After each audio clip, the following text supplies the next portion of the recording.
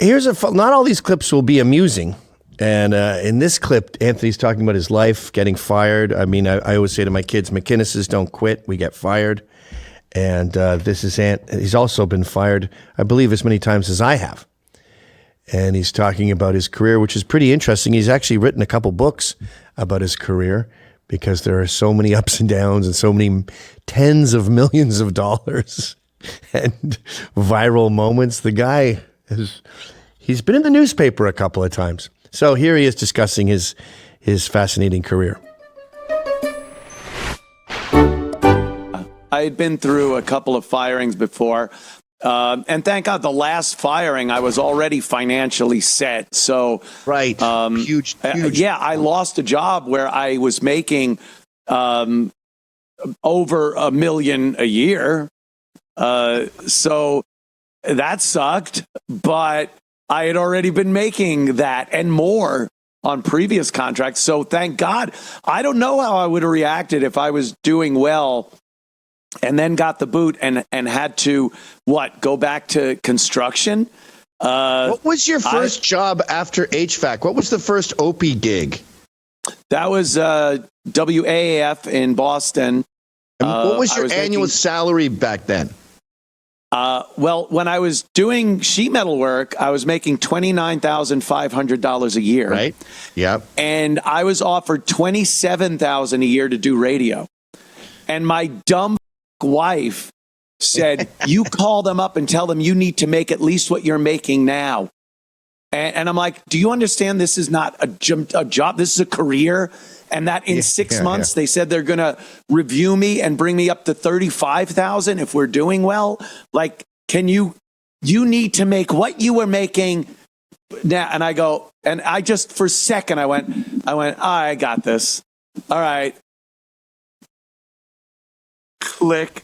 Hi. Yeah, boss. Yeah, I need 29,000 or you could kiss that goodbye.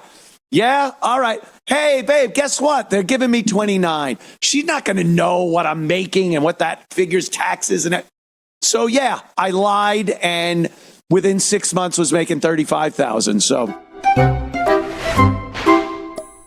I don't want to introduce this too much because I'll give it away, but white guys in commercials, I think we've all had enough. We've all had enough of these white and black geniuses in commercials. So I've got a remedy for the problem. We have money, right, Anthony? You and I have money? Sure. Yeah. Let's take White People Are Stupid in commercials and spend $15,000 per commercial and remake them, but reverse the races. Oh, my goodness. That would be good. Yes. The woman who ate the hot chips is black. Yeah. The guy dipping his face in the pool is black. And the person eating the oranges going like, what the fuck, is upper middle class white woman. Judgingly looking at them as they are, as if they are buffoons. Yeah, that's every commercial. Hi, this is Anthony Cumia. And hello, I am Gavin McInnes. Together, we're Compound Censored. And we'd like you to subscribe to our network that has more fantastic content you could shake a stick at. Use this promo code for a one-time super offer. Do it. It's uncensored and oh so entertaining. It's just, the white idiot, especially the husband, he's profoundly in these things. Like he's you can't even train him. The white woman is just a ditz who kind of has to go along with the dopey husband. But she even knows better than this idiot. Right. And then she's cursed. She's cursed with the white male motherfucking moron. Right. She's saddled with this fucking idiot, but she's no prize either.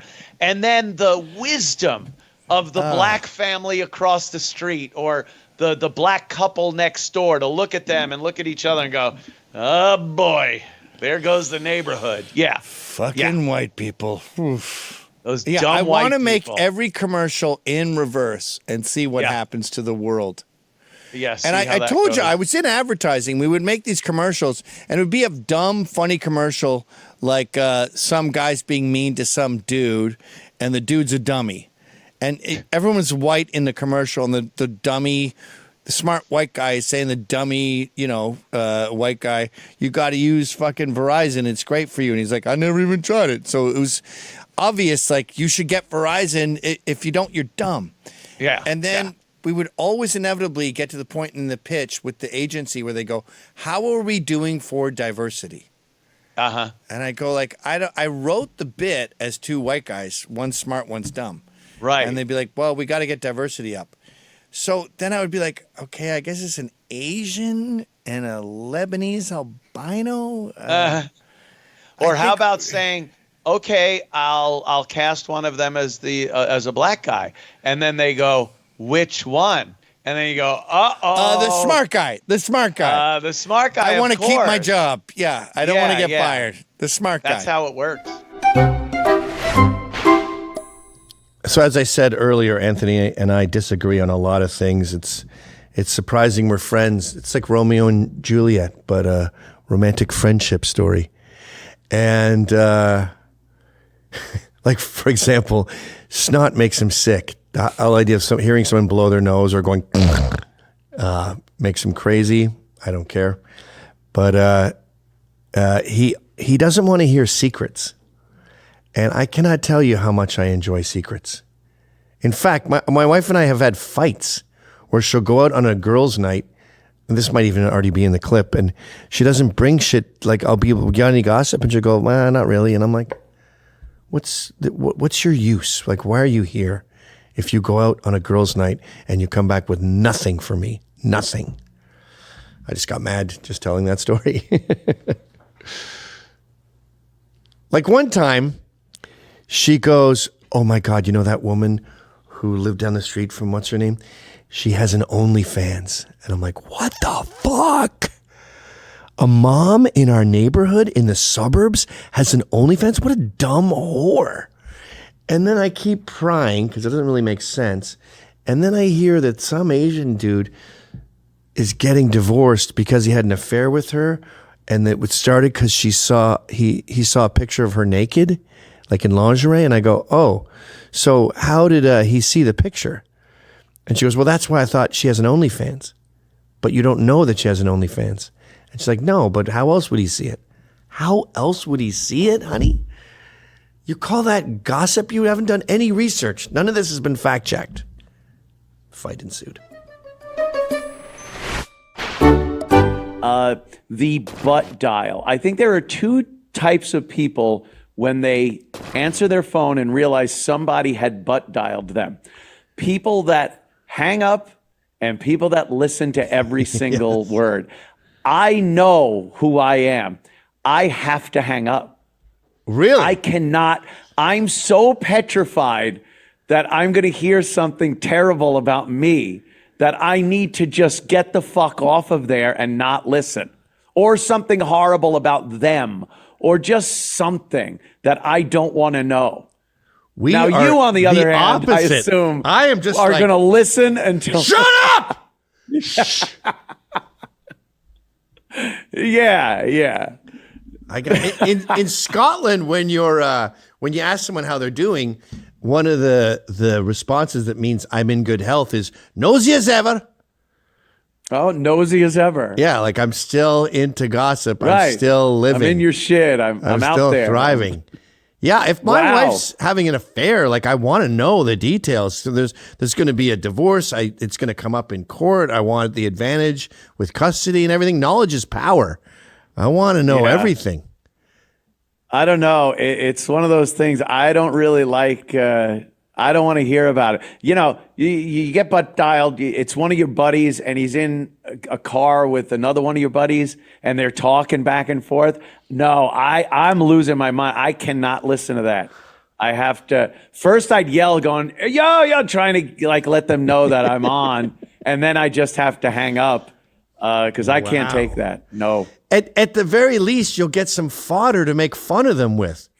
Like you hear him say to his wife, like, Wham have some great songs.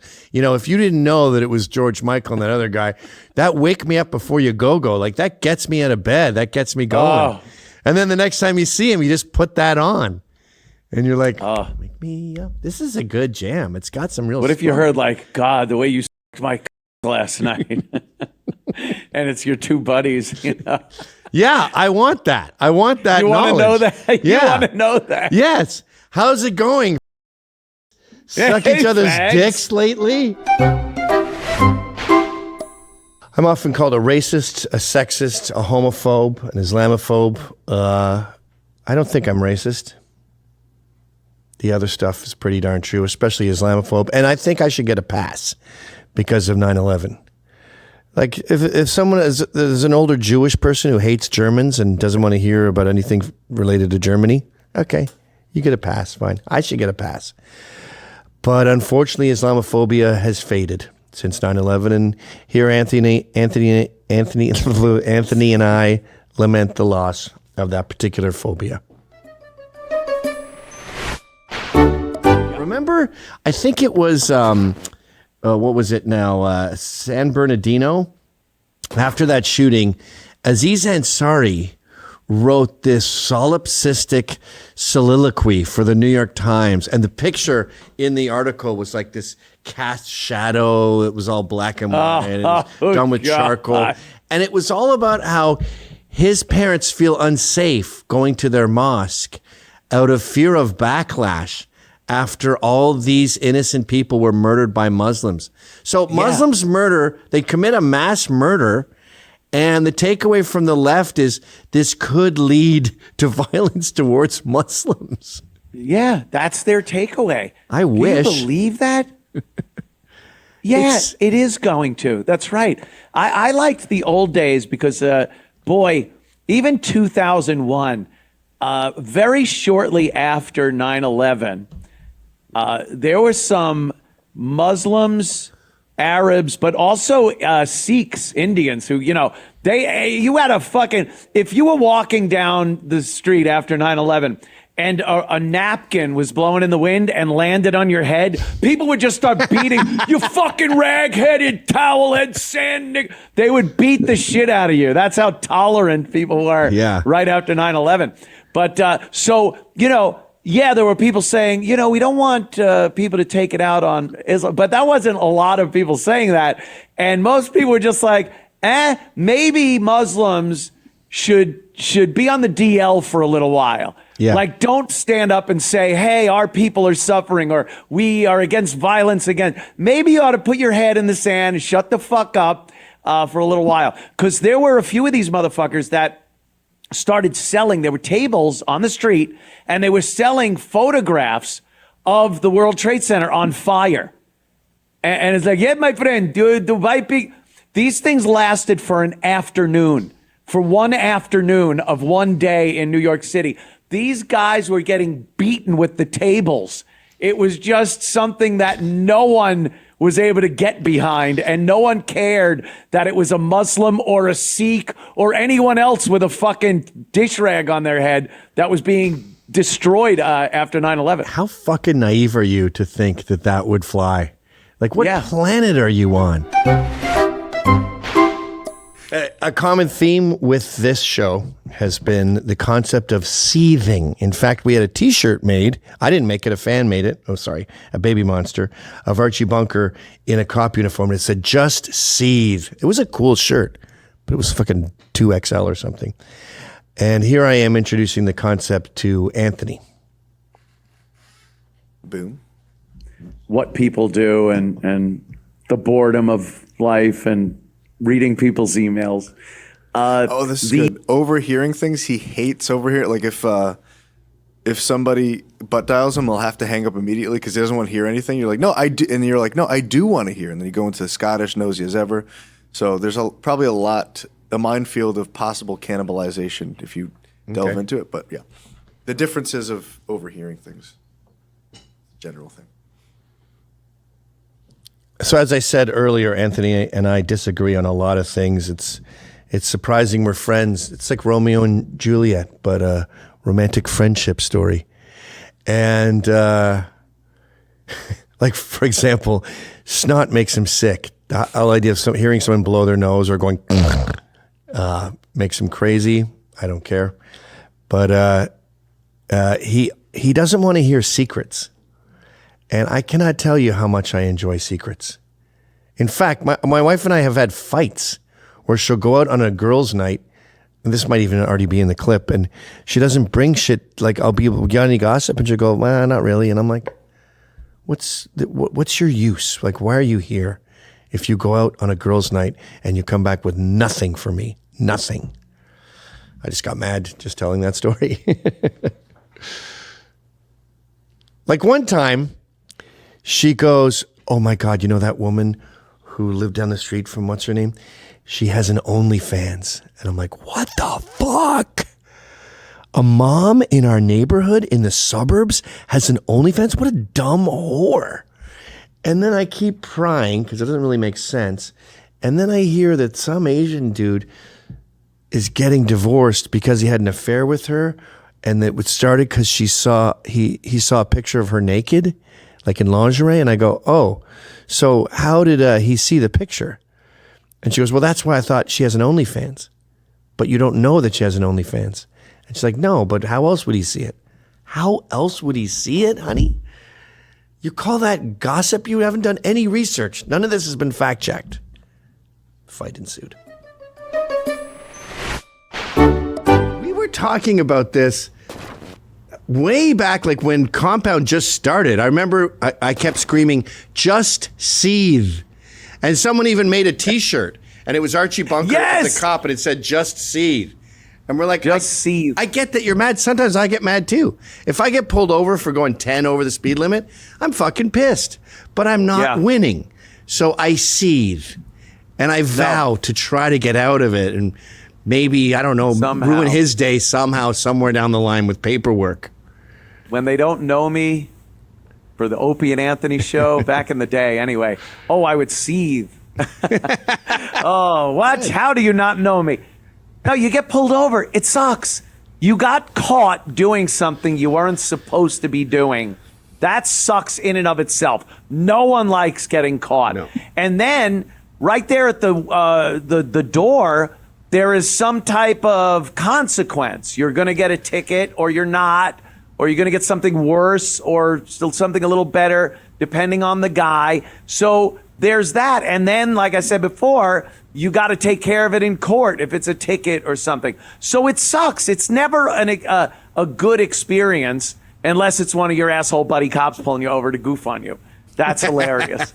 But most people don't have that. You have to seethe. You have to take it. Bite your lip. When he goes back to the car, look in your rear view. Do the ventriloquist thing so he doesn't read your lips. You fucking piece of shit. Sucker, you fucking piece of shit. What the fuck? I swear to fucking God. Fucking thug pulls a gun out and blows your fucking head off. Fucking Gestapo asking me for my fucking papers. What the fuck is this? World War II? Yeah. Oh, gonna get a ticket. Like, you don't fucking see to get home? You know, it could be as simple as the lack of fathers. I mean, you know, when you're arguing with your mom and there's some rule, you can usually get away with it. She'd be like, okay, well, then if you're not going to do that, then at least be home by 7 or something, and then we'll do it later. You can usually bend a mom. A dad there's no bending.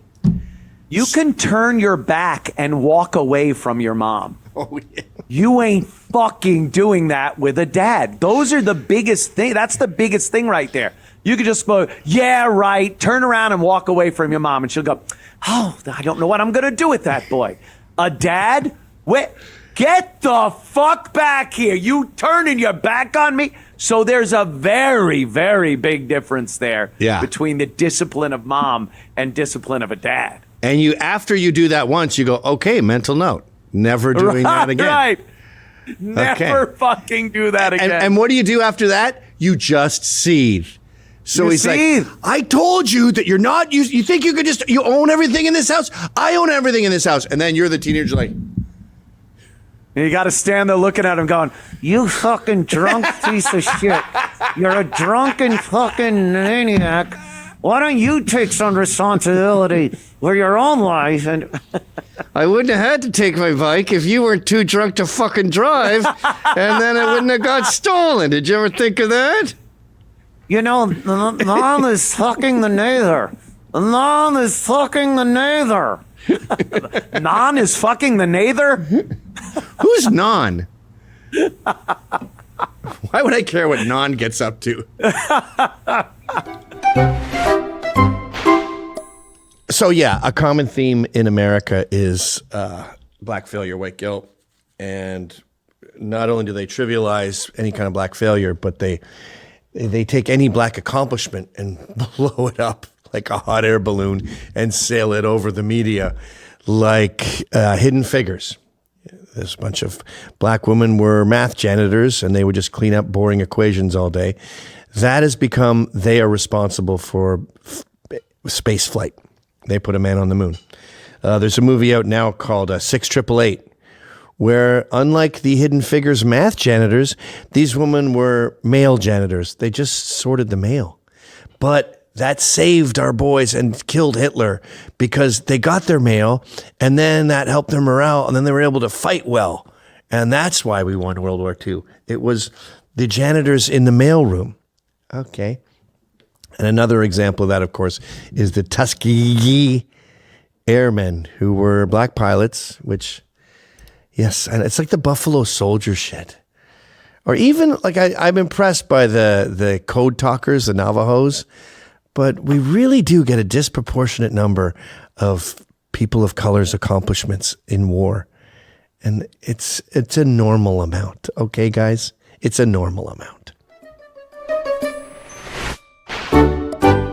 You know what I like? The movie about the Tuskegee Airmen, the Red Tails, and it's like, first of all, I've seen interviews with the actual pilots of Tuskegee, the black P-51 pilots, and they're like, well, we were told we needed to go to an air base in England. We were going to be flying over.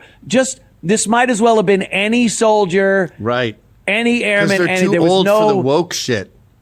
Yeah. And then the movie, they got this young black guy. He's diving in with a P-51, and he's like, "Yeah, you tell Mr. Hitler I'm bringing it." And you're like, no, no. They didn't speak like that. They didn't act like that. Right. Yeah. They had to be gentlemen, these motherfuckers, to even get that far, where they give these motherfuckers plane. Most of them looked white.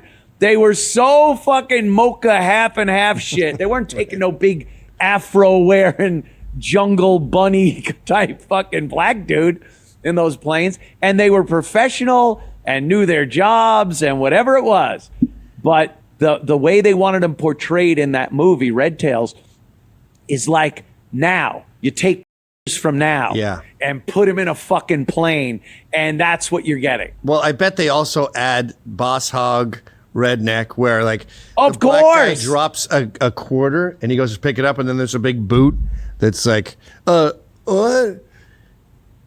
you looking for, boy, Negro? That's my quarter, sir. I don't see no quarter. And then his other black friend is like, let it go, son, let it go. And he picks it up and flips it. Here's what I guarantee. Yeah, look, here you go. Guns don't kill you. Your plane gonna get messed up, and coffee don't kill you. Relax. Look at that guy. Worry too much will kill you. Yeah, we got this.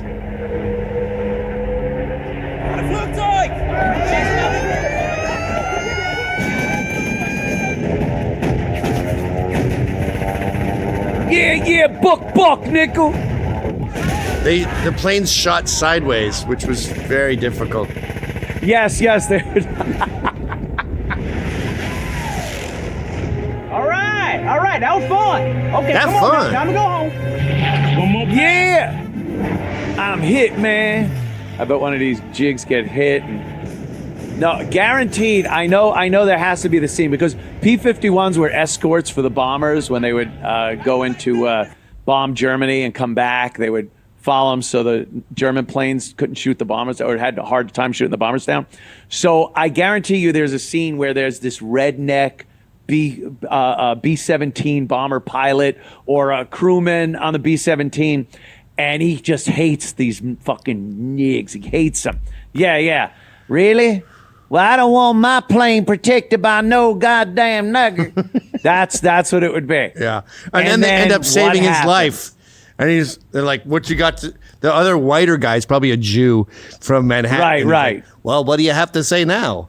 And he's like, well, I guess it was harder than I thought. Yeah. He said, yeah. He saved you. He saved you. Well, you know, and then he walks up to him afterwards at the base and he looks at him like he's going to, you know, hey, boy. And the black guy's like all belligerent and shit, flared nostrils looking at him. I just want to say thank you for saving our. Here's your coin back. Sorry about that. Yeah. Now, this don't mean you can move into my neighborhood. And they all laugh and hug each other. It all stays here on the base. Let's not fuck this up. Yeah. No, he takes the coin he stole from earlier and he goes, I think you lost something that belonged to you. Puts it in his pocket. And he's like, oh. Yeah. How many people believe that the Tuskegee Airmen were given syphilis because the government wanted to experiment on them? It's two different things. No, the government Airmen, tried to kill them all with AIDS. The Tuskegee Airmen were just the airmen. That had nothing to do with the syphilis experiments, which were the Tuskegee experiments. They were not the same people. A lot of people believe that they got back from the war and they just gave them syphilis. What percentage of African American men who are familiar with the word Tuskegee believe that the pilots were given syphilis? That the airmen, they were thanked for their duty by being injected with syphilis in Tuskegee. No, you can't have black people from the same town. I told you not to move into my neighborhood, boy. Yeah. I gave you your quarterback. I gave you your quarterback and a little extra. How about some syphilis, you fucking... So, if you enjoyed that clip... Then subscribe to Compound Censored using this promo code.